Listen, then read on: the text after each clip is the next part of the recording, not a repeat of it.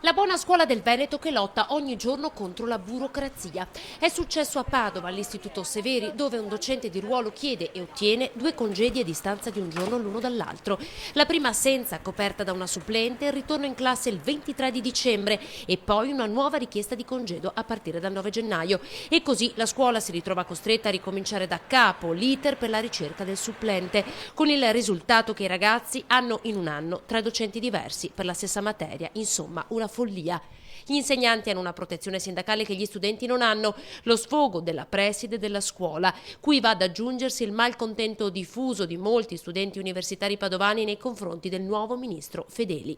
Ci sono persone molto più magari qualificate che vorrebbero trovarsi nella sua posizione, che magari potrebbero far meglio con altre idee. Lei ha meno potere? Secondo me sì. Non è il massimo sicuramente. Si commenta da sola la cosa, no? Penso sia la cosa più brutta che possa vivere un paese.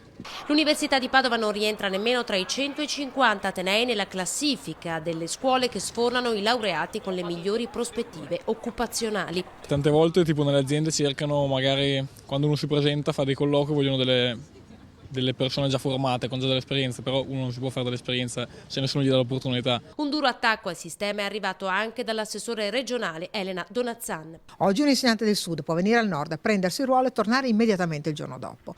E gli insegnanti del nord che sono qui, che aspettano il loro posto di lavoro, da una vita lavorano qui, e vengono completamente disattesi. Allora questa controriforma è peggio della riforma che già è stata una beffa per tutti.